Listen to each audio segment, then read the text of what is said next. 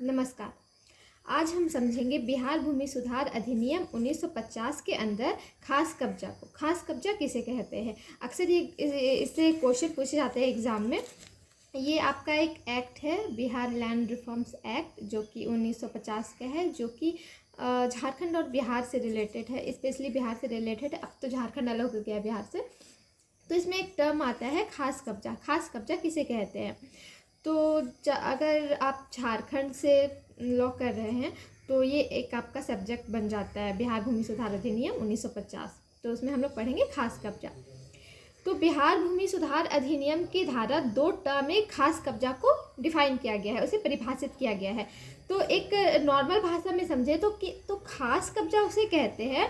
मान लीजिए मेरी एक भूमि है, मेरी एक ज़मीन है, उस पर मैं खेती कर रही हूँ, ठीक है, खेती कर रही हूँ या फिर मवेशी रख रही हूँ, यानी कि पशुपालन कर रही हूँ, उसमें कुछ उगा रही हूँ, जैसे उद्यान के उद्देश्य से उगा रही हूँ, जैसे फल फूल साग सब्जी उसमें कर रही हूँ।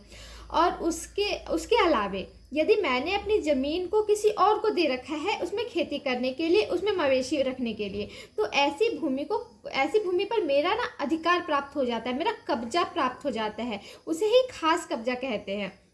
इसको पूरे हम सेक्शन के हिसाब से पढ़ेंगे।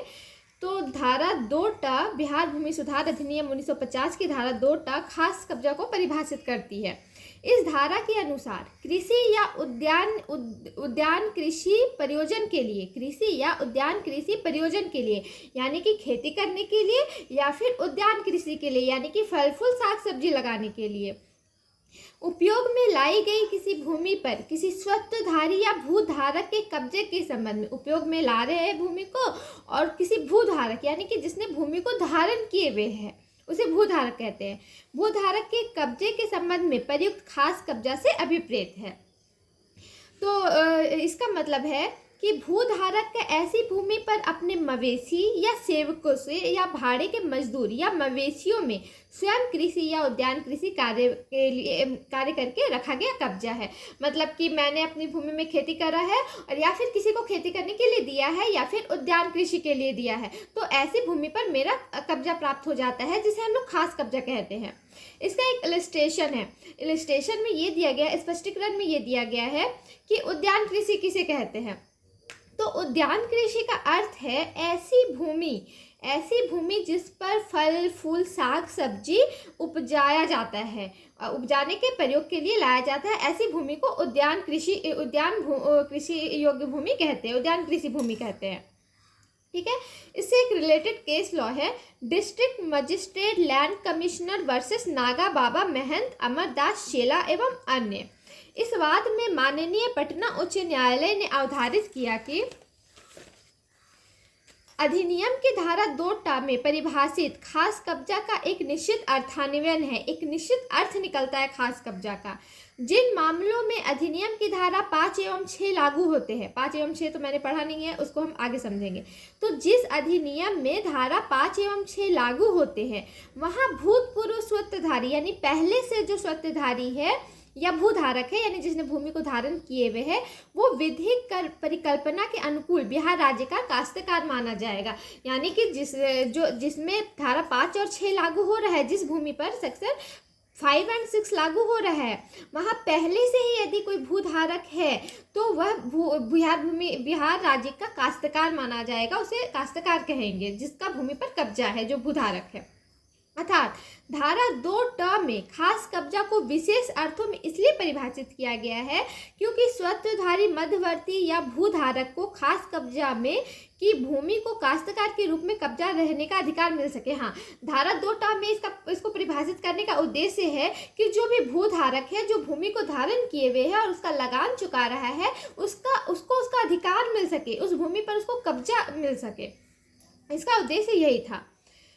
फिर आगे है कि अधिनियम की धारा 6 खास कब्जा की भूमि में मध्यवर्ती हित के बारे में प्रावधान करती है। धारा 6 बोल रहा है कि जो खास कब्जा की भूमि है उसमें जो मध्यवर्ती हित है यानी जो मध्यवर्ती लाभ है उसके बारे में प्रावधान करता है धारा 6। इसके अंतर्गत कृषि या उद्यान कृषि के प्रयोग के लिए भूमि जो कि मध्यवर्ती के खास कब्जा में था निहित होने की तिथि से उसे बंदोबस्त किया हुआ समझा जाएगा तथा वह अधिभोगी रैयत के अधिकारों का उपभोग करने का अधिकारी होगा। यानी कहने का तात्पर्य है कि धारा 6 यह बता रहा है कि इस धारा के अंतर्गत जो भी कृषि है या फिर उद्यान कृषि जो हम लोग कर रहे हैं, उद्यान कृषि के उद्देश्य को पूरा करने के लिए जो भी भूमि में हम लोग कुछ उगा रहे हैं तो और जो मेरा खास कब्जा में ज़मीन था उसके निहित होने की तिथि से उसे बंदोबस्त किया हुआ समझा जाएगा। यानी जब से मेरा भूमि पर खास कब्जा है तो उसे बंदोबस्त किया हुआ समझा जाएगा तथा वह अधिभोगी रैयत के अधिकारों का उपभोग करने का अधिकारी होगा तथा जो मेरा भूमि पर जो भी अधिकार है वो मेरा होगा और राज्य सरकार द्वारा निर्धारित लगान का भुगतान करना पड़ेगा। और जो मेरा भूमि है जो मैंने निर्धारण किया हुआ है उसमें उद्यान कृषि कर रहे हैं उसका लगान चुकाना पड़ेगा। इस प्रकार धारा 6 के अंतर्गत मध्यवर्ती अपने खास कब्जे इस प्रकार धारा 6 के अंतर्गत जो भूधारक है, यानी कि मैंने अपनी भूमि को धारण किए हुए है तो मैं भूधारक हूँ, तो जो भूधारक है अपनी भूमि का कब्जा धारित करने का अधिकारी माना गया है। यानी कि धारा 6 में बताया गया है कि जो भी भूधारक है वो अपनी भूमि पर उसमें कब्जा धारित करने का अधिकारी माना गया है। साथ ही मध्यवर्ती को निम्न भूमियों का कब्जा रखने का भी अधिकार प्रदान किया गया है। यानी कि जो भूधारक है उसे और भी लाभ प्रदान किए गए हैं और भी अधिकार प्रदान किए गए हैं। पहला है बिहार काश्तकारी अधिनियम 1885 की धारा 116 में निर्दिष्ट स्वत्वधारी की ऐसी निजी भूमि जो कुछ वर्षों के लिए अथवा वार्षिक पट्टे पर दी गई है। यानी कि जो बिहार काश्तकारी अधिनियम 1885 का जो धारा 116 है उसमें जो स्वत्वधारी की ऐसी निजी भूमि को कुछ वर्षों के लिए अथवा वार्षिक पट्टे पर दी गई है उसमें भी अधिकार माना गया है। सेकेंड है छोटा नागपुर काश्तकारी अधिनियम 1908 की धारा 43 में निर्दिष्ट भूस्वामी की ऐसी विशेषाकृत भूमि जो 1 वर्ष से अधिक अवधि के लिए रजिस्ट्री पट्टे पर अथवा 1 वर्ष या उससे कम कालावधि के लिए लिखित या मौखिक रूप से पट्टे पर दी गई। यानी कि कहने का तात्पर्य है कि ऐसी भूमि जैसे मैंने किसी जो बिहार छोटा नागपुर काश्तकारी अधिनियम 1908 का सेक्शन 43 के अंतर्गत एक विशेषाधिकृत भूमि है उसको मैंने 1 वर्ष के लिए या 1 वर्ष से कम अवधि के लिए पट्टे पर दिया है तो उस पर भी मेरा अधिकार होगा। फिर नेक्स्ट है ऐसी भूमि जिसका उपयोग कृषि या उद्यान कृषि के प्रयोजनों के लिए किया जाता हो और जो किसी संपदा या भूधृति के अस्थायी पट्टेदार के सीधे कब्जे में हो, जिसकी खेती वह स्वयं मवेशी या अपने सेवकों द्वारा अथवा भाड़े के मजदूरों द्वारा या भाड़े के मवेशियों से करता हो। कहने का तात्पर्य है कि ऐसी भूमि जैसे कि पहले मैंने बताया कि खास कब्जा किसे कहते हैं, ठीक वही भूमि, ऐसी भूमि जो मैंने भूमि को धारण किया हुआ है और उसका मैं लगान चुका रही हूँ और उस भूमि का प्रयोग उद्यान कृषि के प्रयोज्य के लिए या फिर खेती के प्रयोज्य के लिए उसमें खेती कर रही हूँ या फिर उद्यान कृषि कर रही हूँ, तो ऐसी भूमि पर मेरा अधिकार प्राप्त होगा। ऐसी भूमि जिसका उपयोग कृषि या उद्यान कृषि के प्रयोजन के लिए किया जाता है और जो किसी अस्तित्व युक्त बंधक की विषय वस्तु हो, जिस बंधक के मोचन के बाद उस पर मध्यवर्ती खास कब्जे का अधिकार हो जाता है। यानी कि कोई ऐसी जमीन जो मैंने बंधक रखी हो और वो बंधक छुड़ाने के बाद मेरा उस पर अधिकार प्राप्त हो जाता है। उपरोक्त सभी प्रकार की भूमि राज्य द्वारा ऐसे मध्यवर्ती के साथ बंदोबस्त समझी जाएगी। उपरोक्त जितनी भी प्रकार की भूमि थी राज्य सरकार द्वारा ऐसे भूधारक के साथ बंदोबस्त समझी जाएगी और उसे यह हक होगा कि वह ऐसी उचित और सामयिक लगान का भुगतान करते हुए जो समाहर्ता विहित रीति से अवधारित करे उसे अपने कब्जे में रखे और राज्य के अधीन ऐसी भूमि के बारे में अधियोगाधिकार रखने वाले रैयत के रूप में उसे धारण करे। यानी कि ये भूधारक को अधिकार प्रदान करता है कि जो भूमि वह धारण किए हुए है उसका समय पर लगान चुकाए, उसमें उसको अधिकार है कि उसमें खेती करे, उद्यान कृषि करे और उसमें उसको उस पर जो भी अधिकार है वो उसे एक रैयत का भी अधिकार उसे प्राप्त हो जाता है। एक और केस लॉ है इसमें, भैया रामानुज प्रताप देव वर्सेस लालू महेशनुज प्रताप देव 1981 का केस है ये। इस वाद में माननीय उच्चतम न्यायालय ने यह अवधारित किया है कि अधिनियम की धारा 6 इस बात का उदाहरण करता है कि खास कब्जे की भूमि भूधारक को बंदोबस्त की जाएगी तथा वह ऐसी भूमि का कब्जा धारण करने का अधिकार रखता है। यानी कि इस केस लॉ में, भैया रामानुज केस लॉ में यह बताया गया है, सेक्शन 6 के बारे में बताया गया है कि सेक्शन 6 क्या कहता है। सेक्शन 6 बात कर रहा है कि जिस भूधारक को खास कब्जा प्राप्त किया गया है उसे अपनी भूमि पर कृषि करने के लिए, उद्यान कृषि करने के लिए अधिकार प्राप्त किया जाएगा तथा वह ऐसी भूमि को अधिभोगी रैयत के रूप में कब्जा धारण कर सकता है। तथा सेक्शन 6 बात कर रहा है कि ऐसे भूधारक को रैयत का भी अधिकार दिया जाएगा। लेकिन यदि मध्यवर्ती वैसी भूमि यानी भूधारक ऐसी भूमि को अपने सह स्वामी के प्रतिनिधित्व के रूप में कब्जा धारित करता है तो उस भूमि को सभी सहदायियों को बंदोबस्त की भी समझी जाएगी।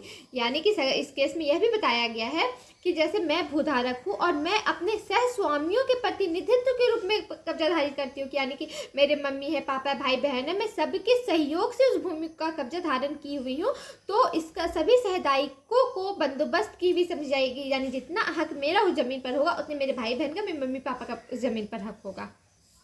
एक और केस लॉ है बालेश्वर तिवारी द्वारा विधिक प्रतिनिधित्व वर्सेस शिव जतन तिवारी 1997। इस वाद में यह अवधारित किया गया है कि मध्यवर्ती अधिकार पद के अंतर्गत वार्षिक कृषि भी सम्मिलित है। यानी कि जो भूधारक को जमीन खास कब्जा में जो भूधारक को जो भूमि मिला है जिसमें उसका खास कब्जा प्राप्त है उसमें वैसी वार्षिक कृषि भी सम्मिलित है जिस भूमि पर मध्यवर्ती वार्षिक कृषि करता है। यानी कि ऐसी भूमि पर वार्षिक कृषि, साल में जो एक बार खेती होता है, जैसे रबी फसल या खरीफ फसल, वार्षिक जो खेती होता है वह भी मध्यवर्ती को लगान के भुगतान के अधीन बंदोबस्त की भी समझी जाएगी।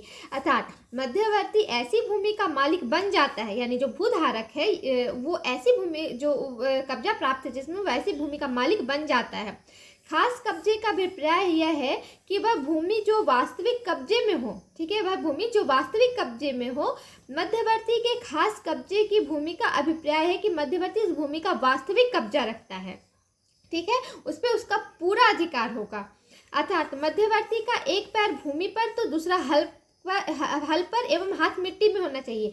यानी कि कब्जा को समझने के लिए यह समझना आवश्यक है कि जो भूधारक है उसका एक पैर भूमि पर यानी कि खेत पर और हाथ मिट्टी में, और तीसरा कि उसका जो दूसरा हल एवं हाथ मिट्टी में होना चाहिए। इससे इसका तात्पर्य है कि मतलब खेती कंटिन्यू होना चाहिए। ऐसा नहीं कि जमीन है उसको हम छोड़ दिए हैं, उससे खेती करते रहना चाहिए। इसी के लिए एक उदाहरण दिया गया है कि पैर भूमि पर और हाथ मिट्टी और हल में होना चाहिए। इससे पता चलता है कि उस जमीन पर उसका कब्जा है। कब्जा वास्तविक कब्जा होना चाहिए एवं धारा 6 में विहित कुछ परिस्थितियों को छोड़कर किसी भी प्रकार का हल्कापन स्वीकार नहीं किया जा सकता है। यानी कि कब्जा बरकरार रखने के लिए उसमें खेती करना चाहिए, उसमें दिखना चाहिए कि हाँ उस भूमि पर उसका कब्जा है। एक और केस लो है बद्री सिंह वर्सेस मंसूरुल हसन खान। बद्री सिंह वर्सेस मंसूरुल हसन खान 1979 का केस लो है। इस वाद में यह अवधारित किया गया है कि धारा 6 के अंतर्गत पर्वत अधिकार वह अधिकार है जिसे एक रैयत किसी संपदा के अंतर्गत रखता है, इसलिए यह एक नया अधिकार है एवं मध्यवर्ती द्वारा किए जाने वाले अधिकार से भिन्न है। इस अधिकार का आधार विघार्थ भूस्वामी का स्वत्व होता है। खास कब्जे में आने वाली भूमि के संदर्भ में परिसीमा अधिनियम प्रतिकूल कब्जा एवं परिस्थितिजन्य साक्ष्यों से संबंधित प्रश्न नहीं उठाया जा सकता है। विधायिका ने खास कब्जा पदावली का प्रयोग जानबूझकर किया है ताकि पूर्व मध्यवर्ती को उसके विकास भूमि पर स्वत्व प्रदान किया जा सके जो केवल कब्जा मात्र से भिन्न है। अब इसको एकदम शॉर्ट से शुरू से लेकर अंत तक समझते हैं कि आज हम बात किए हैं कि खास कब्जा किसे कहते हैं। तो खास कब्जा वैसी भूमि जो मैंने जैसे मान लीजिए मैंने एक खेती करने के लिए एक भूमि को धारण किए हुए है और उसका समय समय पर मैंने लगान भी चुका रखा है, और उस भूमि का उद्देश्य मेरा ये होगा कि मैं उसमें खेती करूं, दूसरा मवेशी पालूं, या फिर उसको उद्यान कृषि के उद्देश्य के लिए उसमें साग सब्जी फल फूल लगाऊं, या फिर किसी सेवक को या मजदूर को मैं उस ज़मीन को दे दूं और उसमें वो मवेशी करे या फिर कृषि करे या फिर फल साग सब्जी उगाए। इससे ही खास कब्जा कहते हैं, यानी कि उस भूमि पर मेरा खास कब्जा प्राप्त है।